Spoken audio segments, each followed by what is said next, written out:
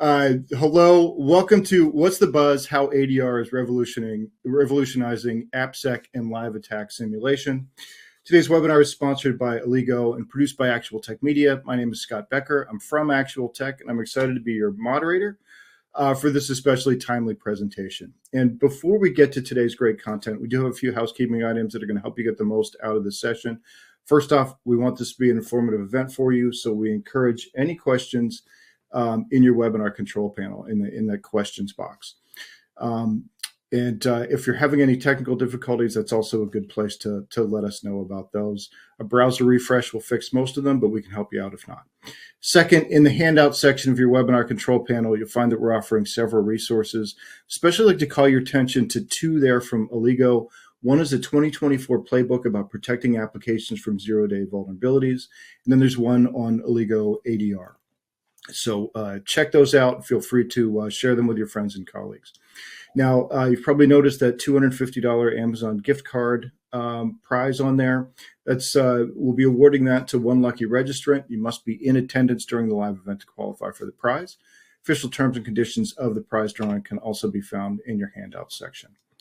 And last piece of housekeeping here, one of the best benefits of this event is the opportunity to ask a question of our expert presenters. So to help encourage those questions, we have an extra $50 Amazon gift card that we'll give out to the best question that came in. Okay, with that housekeeping out of the way, let's get to today's fantastic content. We've got two speakers today. We've got Mick McCulley, Director of Solutions Engineering at Oligo, and Nitsan Musari, who's a data and threat researcher there. I'm going to bring Mick on to get us started. Mick, thanks again for being here. Yes, thanks for having us, Scott. I'm excited to get started and discuss a little bit about Oligo ADR. Super, take it away. Awesome. So as Scott mentioned, so I'm Mick McCulley. I'm the Director of Solutions Engineering at Oligo. I am joined by a partner in crime, Nitsan. She will be joining me shortly and performing some live activities. We're going to spend the next hour or so, I know we're running a little late, but discussing ADR. And for those of you that are new to that, an acronym, ADR stands for Application Detection and Response. So it's one of the things that we've built, excited about and proud about at Oligo, and wanted to spend a little bit of time of sharing some of the details of why it exists, why it's important, some of the value behind it, as well as share some live examples of how it works in the real life. As part of the agenda today, what we'll be going through is a quick introduction into ADR. What are some of the details behind it? Why is it needed? Some of the importance behind it. We'll go through, as I mentioned, a few live attack scenarios where we'll show you some attacks and how they are performed, as well as how Oligo can assist in actually making you aware of those. We'll summarize all of that, and then we'll go through some of the questions as they start to come in during the webinar. So feel free to add the questions as we progress, and then we will go to those at the very end.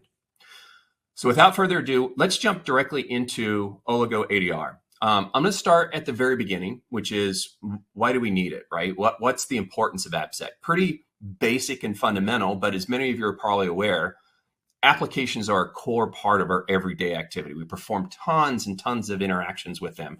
Banking is just one of those examples. I've got a banking sample that's up here. This could be any bank, but it provides a tremendous amount of convenience of doing any sort of modern activity. So paying bills, checking balances, depositing funds. What's interesting about these applications, in order for them to provide that convenience, the applications themselves need to have access to all of the data behind them, meaning any user that signs in, provides their appropriate credentials, the application needs to look up the data for that individual user, meaning the application, the banking application needs to be able to see every single account, perform any transaction for the individual users. So that's a permission that gives the application the ability to perform those activities, but it's also a permission that attackers target, right? If I can figure out how to misuse an application with this massive amounts of permission and information behind it, I can use that to perform whatever nefarious activities that I'm trying to perform. The other interesting aspect of this is a lot of these activities revolve around known vulnerabilities or known techniques. So many of the attackers are actually trying to exploit known approaches. In a recent study that was shared by Mandiant. They actually looked at 138 exploited vulnerabilities, and out of those 138 exploited vulnerabilities, 70% of them were considered zero-day vulnerabilities, meaning there was no patch available when the vulnerability was published. And so these applications were potentially exploitable with no means to actually protect themselves. Another interesting aspect of it, the additional 30% where there were patches available were exploited because the attack actually occurred within 5 days of the CVE being published, meaning the amount of time that you had to actually remediate the issue is starting to shrink and shrink and shrink. In addition to that, there is some additional statistics in Cloudflare that share that CVEs, as of now, like the amount of them that are continuously being published is continuing to increase. On average, it's a little over 106 vulnerabilities published a day. And out of those 106, what they also said is any of them that have proof of concepts, what they're seeing is within 22 minutes that there are actually targeted attacks against those CVEs. All of this starts to show you or illustrate how all of these applications are constantly under attack, and you're running against time trying to stay on top of them. This is where we start to come into play, and there's multiple approaches into attacking or trying to address these types of vulnerabilities. One of those is proactive means, right? Preventative measures. Just like vaccines, you predict and try to guess at how you might be attacked and use those mechanisms in order to provide preventative measures. We've seen a big focus on this with shift left. There's definitely value associated with getting ahead of security issues and be able to fix those. But the reality is too, you can't always predict every attack. And in some cases, there are things that we'll talk about today, like shadow vulnerabilities, or even unknown vulnerabilities, pre-0 days, which is if you're not aware of those, how can you get ahead of them? There's also potential blind spots. In cases where you actually own the source code, you can do some of this inspection and controls and proactive measures. In other cases, when it's coming from other third-party individuals or organizations, it's difficult to apply those. So what we'll talk about is the fact that, prevention just isn't enough. It's a great approach, but breaches still happen, right? There are attacks. In my conversations with CISOs, what's interesting that's fallen out of it is the fact that they do have a focus on reducing as much risk as possible, but they also plan for the fact that there's no such thing as 100% secure. So there is going to be a breach that happens. So being able to have a strategy in place and a plan that you can act upon when one of those occurs is extremely critical. One of the interesting aspects associated with applications themselves is the fact that when breaches are often detected, it's 180 days past when the attack actually occurred. And this is due to the fact that most of the application breaches, the only way you can detect them is to look for the post effects associated with the breach, meaning is malware installed or files being uploaded, communication with things that shouldn't occur. A lot of these are also based upon known and unknown vulnerabilities. And then, as we mentioned before, sometimes they attack vectors that you don't have control over. Third-party applications being a perfect example of that. This is where Oligo comes into play. And so I've had a little bit of a medical theme as I've rolled through these slides. And what's interesting about it, we talked about vaccines and then emergencies for the breaches. Over on the right, I've got a picture of an MRI. I use this one on purpose.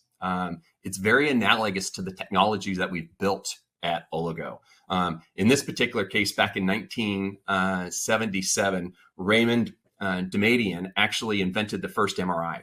What was awesome about it, it provided a approach to be able to see inside of a human, be able to see things real in real time as they're occurring without having to be invasive, right? And so the ability to perform this inspection from the outside, but get tremendous amounts of insight and intelligence and be able to see things as they occur inside the human body gave the medical field tremendous amount of information to be able to detect and predict anomalies inside of an individual.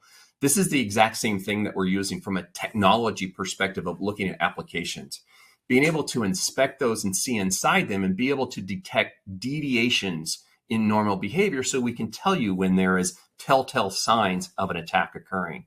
This applies to anything from unknown vulnerabilities to something we'll talk about, shadow vulnerabilities, and even those unknown 0 days that, again, if you don't know about them, it's very hard to address.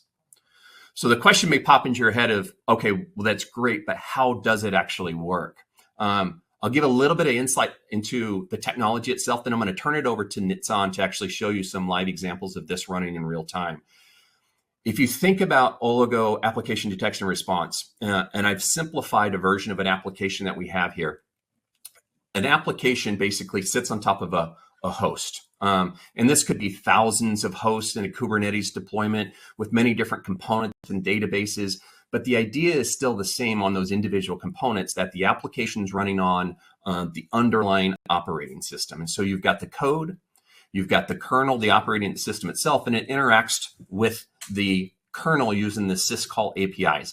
Technical detail associated with it, but what happens is when users interact with the application, they exercise the code. It performs the activity, it makes the syscall, the kernel performs whatever activity, it gives the end user back the result of what they're trying to achieve. So whether you're paying bills, whether you're moving funds between accounts, or just checking balances, you're starting to perform activities inside the application, which in turn is being surfaced back to you the information that you requested. This is where Oligo kicks in. What we've created is this ability to see this MRI equivalent, if you will, or ultrasound of a running, working application, no matter where it's running, and provide inspection and visibility into what's occurring inside of the app. Be able to see the libraries, the functions, and exactly what kernel level interactions are performing. So think of it as just this intelligence engine that gives us a tremendous amount of visibility. A couple of key things that I'll mention, and I'll turn it over to Nitsan, is the ability to perform this activity without requiring source code. This is why you can do it on applications, whether you build them or buy them or something else that you're using in your environment. If it's running in your environment, being able to see this is extremely critical. Installing in 10 to 15 minutes is a critical component of ours, as well as taking very minimal resources to be able to provide this intelligence information back to you, less than 1% overhead when we're performing these activities. These are all core components that we know are extremely important in order to be effective. So think about all of those sort of ideas, the ability to perform that inspection and observability on a running application, and now start to apply those into a live running attack environment. What's also very intriguing that we discovered as part of this process is when we saw these behaviors, we also realized we could learn from them.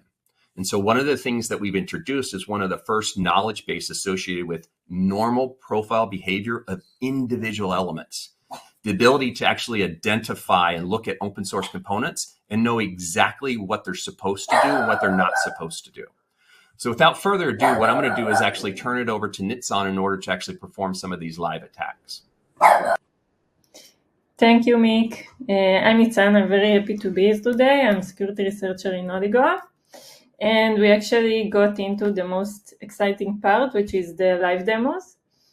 So we will have 3 different attack scenarios today. All of them are of real CVEs, real critical remote code execution vulnerabilities. And each one of them is going to present a unique value of the Oligo ADR. So in the first one, we will see Oligo ADR versus container runtime security tools. Later, we will see how it detects shadow vulnerabilities.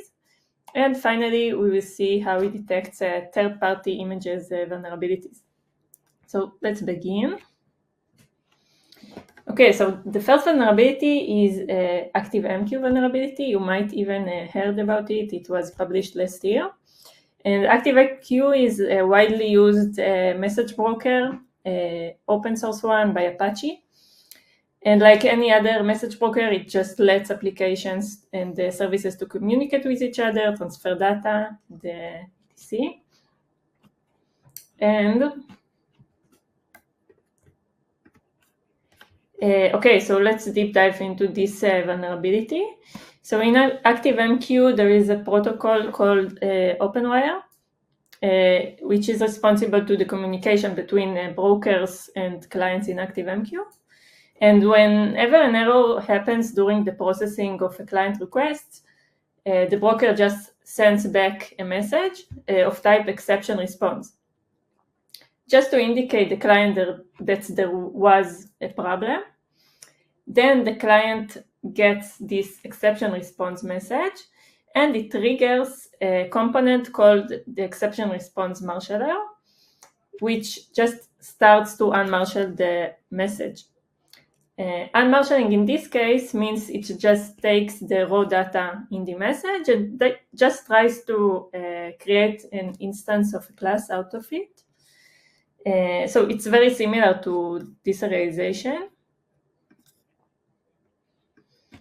And the problem with this process is that it doesn't validate the type of the class it creates. It just creates a class instance, but doesn't check which instance it created.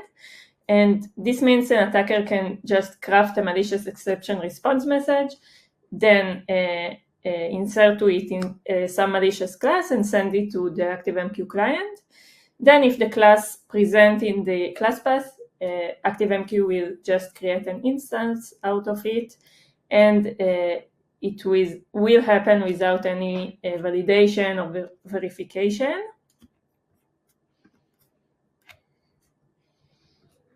So most of the public POCs of this vulnerability use this class, class path XML application context, in order to exploit this vulnerability together with XML URL. So here is the malicious message the attacker sent. And during the unmarshalling process, an instance of this class is created, and the XML is also loaded. Now the attacker can use this XML, if you can see here. It contains some command, in this case curl command, or any other malicious command. And this command is going to be executed during the unmarshalling process. So this way we got a remote code execution in ActiveMQ. So just to summarize it, here is how the full attack works. The attacker just crafts the ActiveMQ payload like we explained. He sends it to ActiveMQ instance. Then the unmarshalling process starts. He requests the XML file, gets the XML file, it gets loaded, and then our code is getting executed. So that's it. That is the full flow, and we will see it in action in a moment. And in addition to the Oligo ADR, we are going to use also a Falco by Sysdig to monitor the results of the attack. Falco is a popular container detection tool, and we will see how each tool detects this malicious activity. This will just help us understand the differences between ADR and other security tools. Okay, so let's start. I will just share my screen.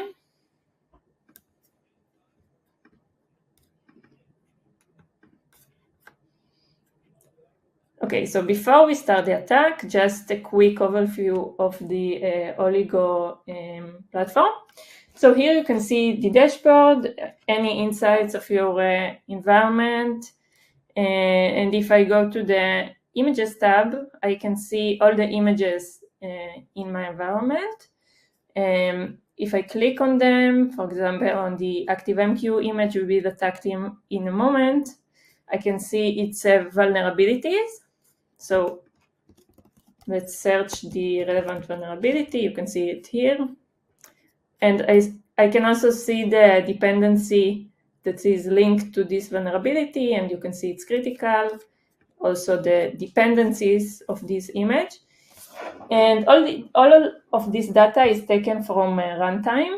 So you get only the relevant vulnerabilities and dependencies that's actually run in the environment. So you already get a huge value here. You only fix what is relevant.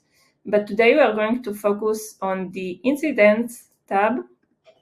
Here we are going to see all the incidents, just like this example incident.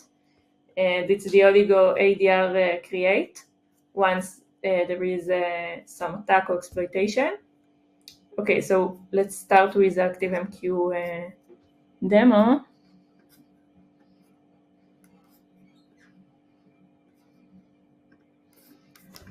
Okay. So I'm using here a public POC, the most popular one, and we will just check the IP address of the ActiveMQ instance that runs right now, and I will update it here.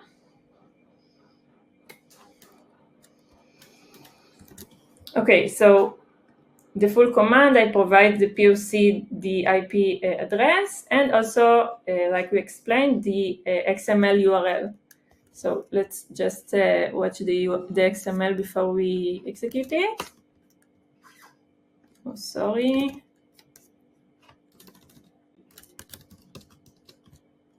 Okay, so as you can see here, it's the XML that is going to be loaded once the unmarshalling starts. And you can see here the command that is going to be executed, just a simple Linux user add command that will add a new user to the system called HackerOne. And like I said before, we have also Falco runs here.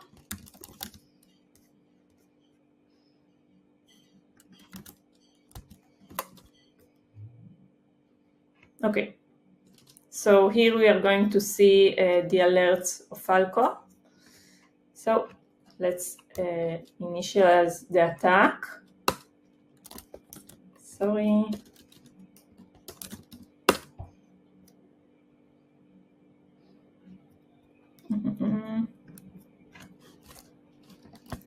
Sorry, some antivirus problems.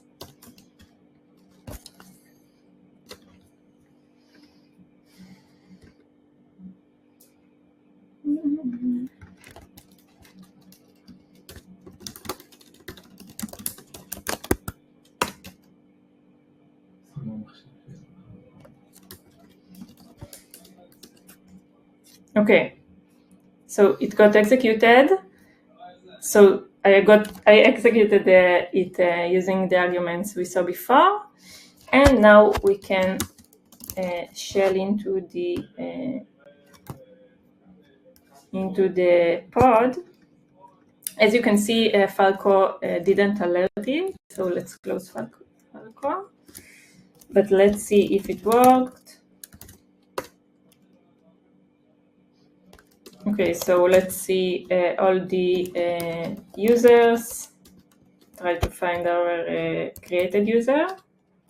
And as you can see, a new user was created successfully, which means the command executed, the whole flow was executed, and Falco didn't alert this behavior, this user add command. And let's see Oligo ADR. Okay, so we have a new incident which tells us that a suspicious process spawned.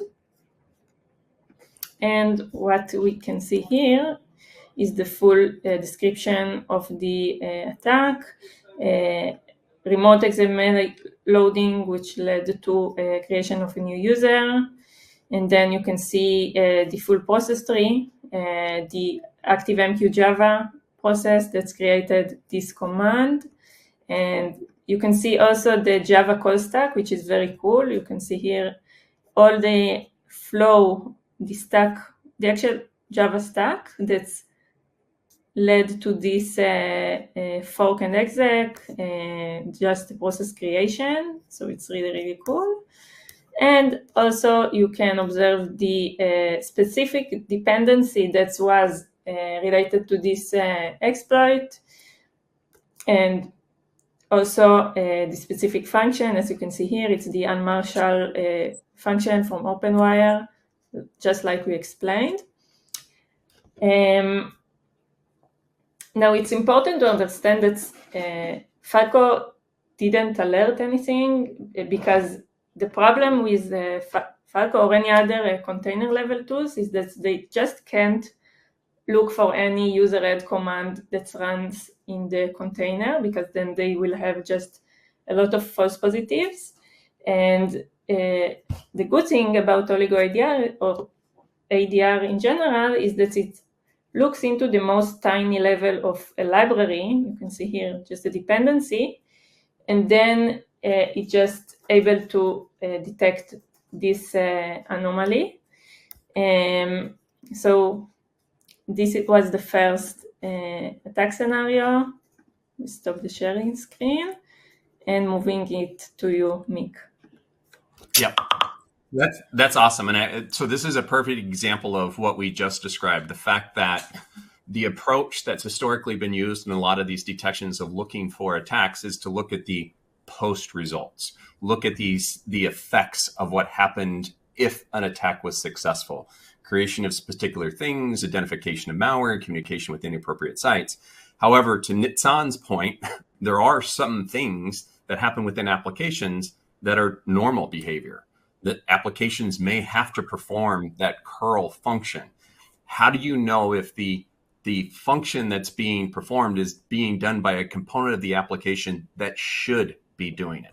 This is where this granular level of detail of identifying inside of an application what it is that's performing the activity and if it falls within the confines of its normal behavior. This is why the profiling capability is extremely important, as well as the ability to observe deep inside of the application without impeding the performance of that application. So this is the first example that we wanted to share. I know we've got a couple other that are just as fun and exciting. So Nitzan, I'm going to pass it back to you to show those examples as well. Okay, great. So now we move to the second vulnerability. You've probably heard the term TensorFlow, one of the most widely used frameworks in the AI community today, made by Google. And also we have Keras. Keras is a legacy framework for deploying deep learning models. And in the last year, TensorFlow adapted Keras as their API, and today it's just part of the TensorFlow framework. It's built in.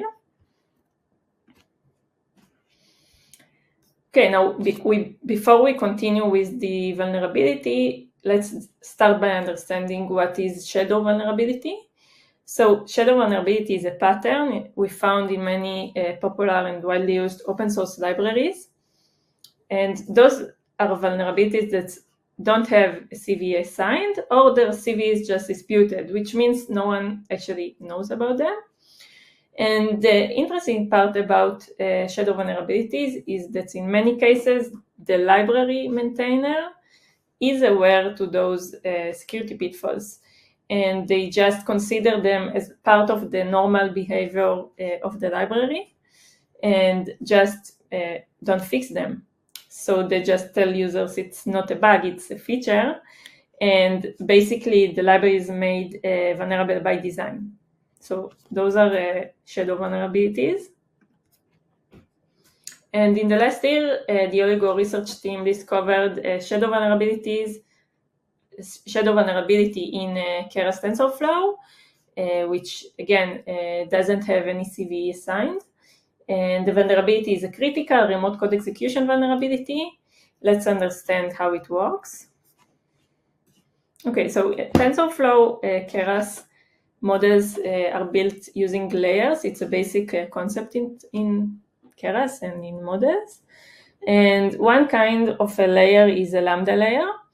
And as mentioned here in the right in the TensorFlow documentation, the unmarshalling of the lambda layer specific layer is made using the Marshall Python module. The problem is that the Marshall module is unsafe to use because just like Pickle, it can lead to remote code execution when using with data from untrusted sources. So it's a problem. And another concept in Keras is that you can save models to files just to share with other people or just to save the current state of your model, just like snapshots. And there are several formats you can use in Keras. One of them is H5 format or HD5 format. And as you can see in the images, you can just save the model to H5 and then using load model function, you can load it back. Very simple. The interesting thing here is that as part of the flow of the load model function, it uses it triggers the lambda layer deserialization, which again, like we said before, using the Marshall unsafe module. So it's done by the vulnerable module eventually. Okay. So what we did here is to use this specific H5, malicious H5, and as you can see here, we created this piece of code that just prints a message and added it to the model as lambda layer to the model and just saved it to H5 file. And then all we need to do is just pass this malicious H5 file to the target, and once this is going to be loaded using the load model function, the code is going to be executed. And again, like I said before, it doesn't have any CV assigned, it's just a shadow vulnerability. And we found some popular tools that are using Keras and are vulnerable to this vulnerability. One of them is TF-Lite Converter. TF-Lite Converter is an open source tool by Google. It's just transfer the format of models to TF-Lite format to allow them to run on edge devices and mobile devices. And this tool gets as an argument the H5 format, and when we gave it the malicious one, the code was executed. So we will see it in action now. So I will share my screen again.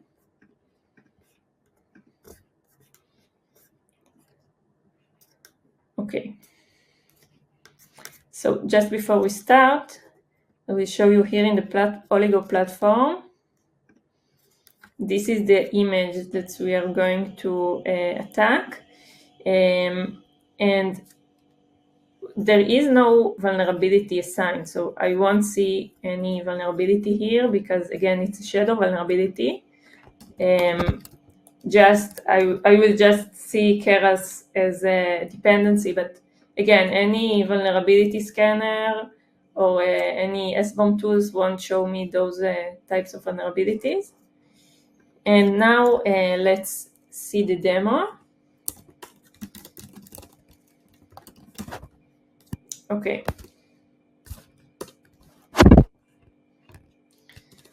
So I'm going to show you the normal usage of the TF-Lite converter tool first, then we will see its malicious usage. Okay, so first I just run here a script that creates a model, TensorFlow model. Okay, so here is our TensorFlow model. And now we will just run this command, just a normal usage of this tool. Let's see it. Okay, and we can see that our model has changed its format to TF-Lite format. And now let's see the H5 that we already created. So this is the malicious H5. As you can see, this is the command that is going to be executed, just creation of a file. Then it saved to H5. Okay, so let's create this H5 model.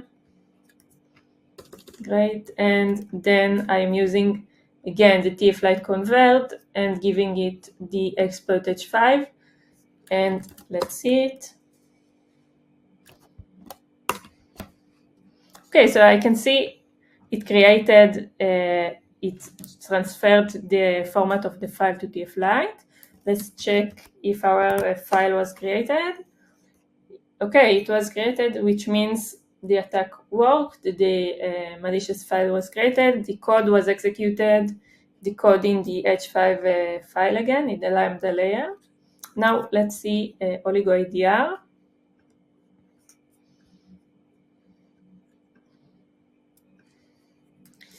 Okay, so I've got here a new incident telling Keras spawned a suspicious process. Actually, the Oligo ADR detected here again the deviation from all the things that Keras is allowed to do. And we can see here, process spawned and created a new file.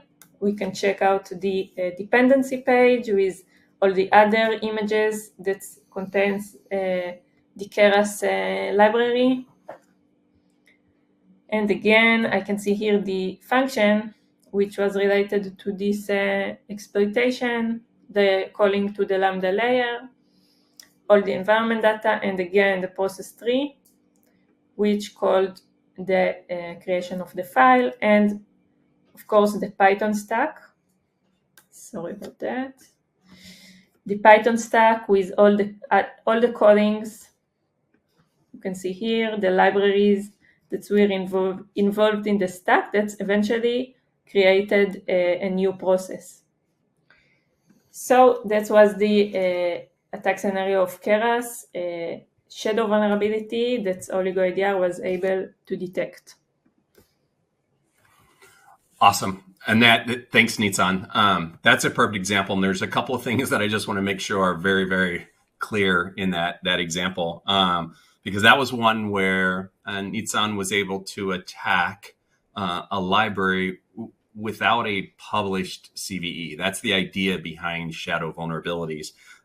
These may be vulnerabilities that were surfaced to the maintainer, made aware that there is a risk inherent to them, but in some cases are considered disputed, right? That the capability in there is by design. If you happen to use it in an insecure way, that burden is on you and it creates a risk inside of your application. So this is something that you can't just scan and identify and find this risk. And in this particular case, we're discovering this attack scenario by observing the behavior of the library without having to have a CVE. Nitsan pointed this out at the very beginning. There was no CVE associated with it. However, the use of the library in a specific way creates a risk. So there's a couple things here. One is to look for the attack of something that you're exposed to, which you may not be aware of. The second one is actually a way to look at a running application to see if maybe the misuse of a library actually puts you at risk. So more of a proactive way of identifying those risks, even though they're not CVEs. It's an interesting aspect of being able to have some of this transparency and observability deep inside of the application, and one of the things that we help focus on. So Nitsan, I'll let you proceed with the next example of third-party images. Thank you. Okay, so we got to the last scenario, and everybody loved Log4Shell, so we kept it to the end. So I'm sure you heard the name Log4j. It's a very popular open source logging library in Java, developed by Apache. And you maybe heard also of Apache Solr. It's an indexing search platform, also by Apache, also written in Java. And it's very popular also. Okay, so in December 2021, a critical remote code execution vulnerability was discovered in the super popular Log4j library. I guess you've heard about it, maybe the most known vulnerability in an open source in the last few years. And the issue was due to improper input validation in JNDI in Log4j. Inside Log4j, there was a feature called JNDI message lookup, and this feature allows attackers to load and execute arbitrary Java classes they made from a remote LDAP server. So they got a remote code execution like that. And after the Log4j vulnerability was made public, Apache published a post telling which of their products were affected by this vulnerability. And apparently Apache Solr 8.11 uses the vulnerable Log4j version, which made also Apache Solr vulnerable to this attack. So we will go quickly on the attack flow for Apache Solr. So first, the attacker sends a GET request to a specific URL in Apache Solr, and it inserts to it a JNDI lookup string. Then Log4j, which is a dependency of Apache Solr, processes this input and connects to the attacker, the green part, LDAP server. And then the LDAP server redirects this request to another server, also of the attacker, the blue one, HTTP server, which holds the payload, and the payload is returned to the victim, and it's executed.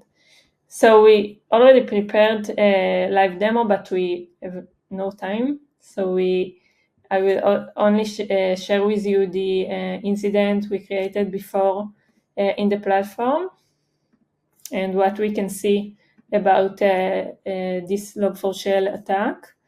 So this incident, you can see here, log4j spawned a suspicious process using JNDI injection.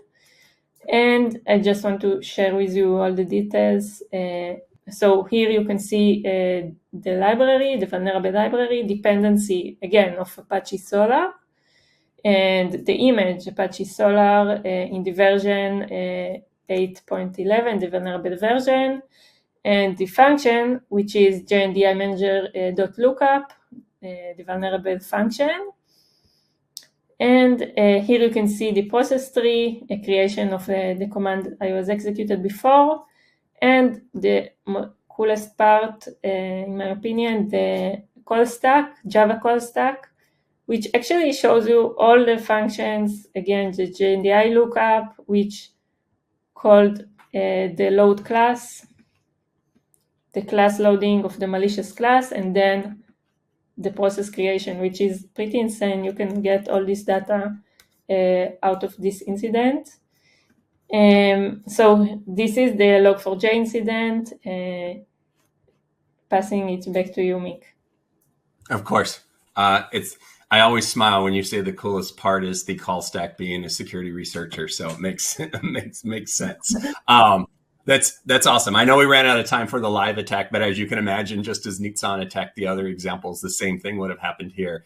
The interesting part, and I think the thing that we wanted to convey, is the fact that these vulnerabilities, these risks, involved in your entire architecture, right? Whether or not you built it or bought it, if it's running in your environment, that risk is exposed there as well. And when Log4j was published, the reality was that a lot of the risk was actually in third-party apps. And it's areas that you did not have control over, or the ability to actually understand if the risk existed, and you were dependent upon your vendors and suppliers to give you that detail. This is where we believe that this changes the game just a little bit, because what we're given, or what we've created, is the ability to actually perform this inspection on all of the components running inside of your environment. So any application, whether you build it, buy it, use it, stole it, right? If it's there, the ability to actually perform this observation, identify these anomalies, and make you aware of them, right? So the ability to actually know when an attack is occurring, as opposed to waiting for all of the post side effects of a breach after it's occurred and trying to trace that back and understand how did it actually occur. So that's the idea. And Nitsan, thank you very much for going through those examples. I think it illustrates a lot of what ADR does and how important it is, and the ability to have that observation capability on top of a running application. So next couple of slides, we'll just talk about, and just quickly in summary, reiterating the idea that one of the things that we've been able to do because of this ability to see this granular observation is to actually build profiles of normal behaviors, understand exactly what components are supposed to do, what their intended behavior is, and then be able to identify those anti-patterns or anomalies. So this one, an example of PyYAML, which is a YAML parser, should be able to read and parse files and write to memory and interact with the OS. However, it shouldn't execute code or communicate with the network. And if we see those behaviors, knowing that it's PyYAML spawning those is our ability to actually help you identify that this is an anomalous behavior. It's a telltale sign of an attack. And again, the most intriguing part is if you take a step back, most applications do have to execute code, communicate with the network. But being able to identify it if it's a specific component that's supposed to be performing those activities is the most critical part of being able to be effective at identifying those. And identifying those without modifying the application, having tremendous amounts of overhead associated with it. So with that, I want to summarize, and then we'll open it up for any questions. I know we're very limited on time. That breaches happen, attacks are going to happen, right? It's very hard to predict every single type of attack and put measures in place to stop those from occurring. So one of the things that we know is extremely important is be able to identify in real time. And real time just means a running application to us, whether it's testing or production. For real attacks, obviously production, but being able to see those techniques and approaches, and testing can be performed anyhow in any application, whether you build it, buy it, or if it's being used in your environment. Being able to detect types of attacks, whether known or unknown, right? Deviations, the latest version of Log4j that could be trusted. If it performs and starts executing code in your environment, you probably want to be aware of it, even if nobody's published a CVE. And then being able to provide, and quoting it's on the coolest part, right? The contextual proof associated with it, with the call stack and the trace, and be able to tell you what deviation occurred that triggered that type of attack is extremely important to actually understand what occurred. All of this is built upon the fact that we believe that we can deploy and scale and have very minimal impact on these applications, but give you a tremendous amount of insight, gives you one more control point on your application infrastructure. So I know we're right at the top of the hour. Scott, I'm going to pause there, see if there's any pending questions. I know we've got just a little bit of time, but we'll at least see if there's anything that we can take. Yeah, we did have a couple of questions here from the audience. One, they're asking, given this desire to implement as quickly as we can, what differentiates Oligo from your competition in driving a faster implementation and faster realization of the benefits of ADR? It's a great question, one that we kind of just went over fairly fast, and some of it's based upon the technology that we've implemented underneath the covers itself. So we do have our own intellectual property that allows us to perform these installations without modifying the code. But we've also leveraged underneath something called eBPF, which allows us to actually have a very non-intrusive way of identifying and viewing and observing these applications without having to have any modification. That's the piece that is extremely critical. And like I mentioned before, we do installs 10, 15 minutes. It's just simply having our sensor deployed where the application is so that we can perform these activities. And the way eBPF is architected by nature allows us to have very, very minimal impact on the actual overhead associated with it. That's probably one of the biggest ways to do it. Proof is in the pudding there, being able to actually see it firsthand. Okay, excellent. Thanks for that question. Next one, they're wondering, in scenarios where zero-day vulnerabilities are discovered, how does ADR interact with other security tools to provide a unified response? Yeah, it's a great question. One of the things that we focused on today is the ability to identify this anomalous behavior. But we also know we're not the only security solution most organizations will use. So the ability to actually share, publish that, push it out to SIM, stocks, make everybody aware that this particular activity occurred, and provide all of those details that Nitsan actually had shared. Not to overshare too much, but we've also figured out ways that we can start to implement some protection mechanisms in place. It's something that we're in process of actually embedding inside of the product, which gives us the ability to have a unique approach to actually solving some of these issues too. It's very exciting. We know it's actually doable, and we've done it today in our lab. Okay. Temper, probably just a couple more. One here, in the case of a zero-day exploit originating in a third-party vendor software, how would ADR handle the threat if it doesn't have visibility into the vendor's code? Yeah, and that's, so the last part of that question is probably the most important part, which is we don't need the source code, but we still have visibility into the running application. So we are seeing the libraries and functions. So we can actually see inside of that running component. And that's the core component that allows us to identify that anomalous behavior. The last example that Nitsan just shared was an example of a third-party application where the attacker was abusing a CVE, a risk inside of that application that was creating that anomalous behavior and using a library to perform activities that it wasn't supposed to, execute code on a server. And even though it was a third-party app, we're still able to observe that deviation. Very cool. All right, great. Well, it looks like we're just about up on time, but Mick, if somebody wanted to get started with Oligo or find out more, what do you recommend? Yeah, definitely hit our website, reach out to us directly. We're happy to show you the product, go in more detail. We're big believers in proof is in the pudding and seeing it firsthand. So we want somebody to actually understand, experience the product and see exactly how it works so that everything we just walk through, you can test and see for yourself and understand sort of the value and impact for it. Awesome. oligo.security.io. Yep. Okay, super. Well, Mick, Nitsan, thanks for putting together a really informative presentation, all those great demos and the insights here in the Q&A. Really appreciate your time today. Thank you. Thank you. All right, I'm going to let those two go, and we'll go on to our last piece of business here today, which is the prize drawing. Oh, and actually, I'll leave this slide up just so if you do want to contact either of them, you've got their contact information. But the last piece of business today is the Amazon gift card prize drawing. The winner of the $250 Amazon gift card is David Crowell from Connecticut. So congratulations to David Crowell. We'll be in touch to get you your card. And with that, on behalf of the Actual Tech Media team, I want to thank Oligo for making this event possible. And thanks as always for attending, for your great questions. That's going to conclude today's event. Have a fantastic rest of your day.